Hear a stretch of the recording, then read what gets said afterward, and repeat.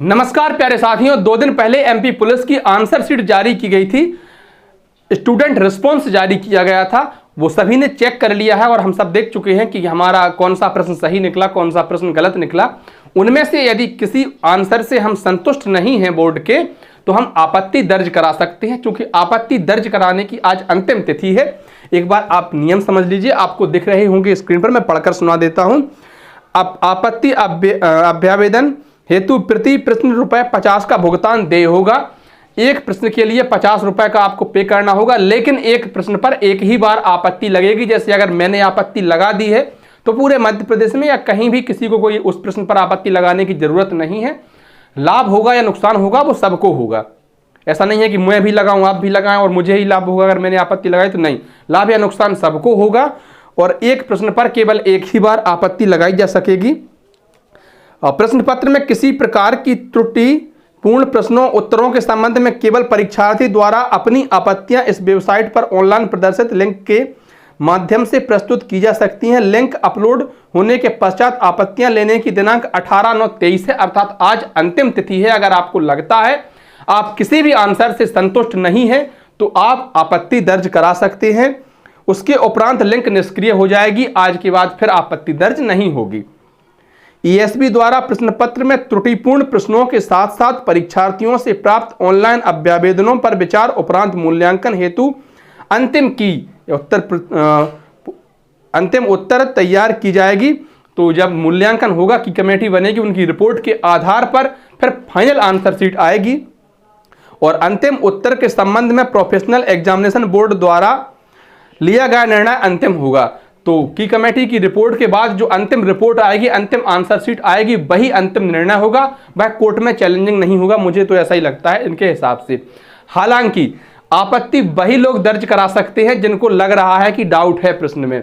कुछ लोग ऐसे भी हैं जिन्होंने बता दिए कि यार नंबर आए हैं 67, नंबर आए हैं 62, नंबर आए हैं 58 और इनके निकले पता चला 40, इनके निकले 28, इनके निकले 12, ऐसे नंबर आए। अब पता क्या करे, ये लोग तैयारी पूरी अच्छी तरह से नहीं कर पाए थे, क्योंकि उन्होंने बता दिया अपने जैसे पेपर सबमिट करके निकले, नंबर तो यहाँ दिख गए थे कितने आए हैं।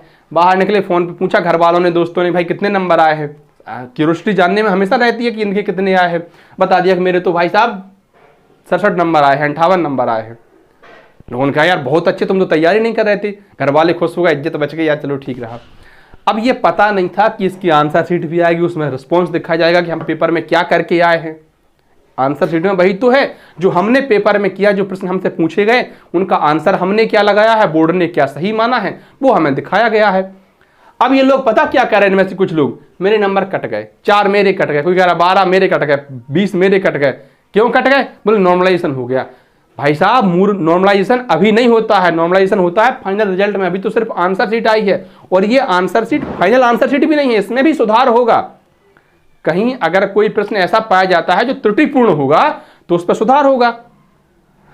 इसलिए ये जो लोग झूठ बोल रहे थे और ऐसे लोग कह रहे हैं कि हमारे 4 नंबर कट गए, हमारे 5 नंबर कट गए, हमारे 22 नंबर कट गए, इनकी बातों पर ध्यान न देना, ना पढ़ना। और ये लोग अपने आप के साथ, अपने परिवार वालों के साथ बहुत बड़ा धोखा कर रहे हैं। जिंदगी में ये सफल नहीं हो पाएंगे इस तरह से झूठ बोल के। तो ऐसे लोगों के चक्कर में मत पड़ना। बाकी अगर आपको सीरियसली लगता है आपके हिसाब से कि नहीं भैया इसका आंसर ये होना चाहिए, तो आप निश्चित ही आपत्ति दर्ज करा सकते हैं। अब देखिए ये बात और समझ लीजिए कि गलत प्रश्न का होता क्या है और गलत प्रश्न का हमें लाभ या नुकसान कैसे हो सकता है। आइए देखिए, कोई प्रश्न ए है, इसके 4 विकल्प, पहला, दूसरा, तीसरा, चौथा, 4 सही हैं। अब मैंने पहला विकल्प टिक कर दिया, किसी और ने दूसरा विकल्प टिक कर दिया, और अभी जो कंप्यूटर में सिस्टम सेट था उन्होंने पहले कोई सही माना, मुझे 80 नंबर मिले, जबकि दूसरे को गलत माना और इसे भी 80 नंबर ही मिले।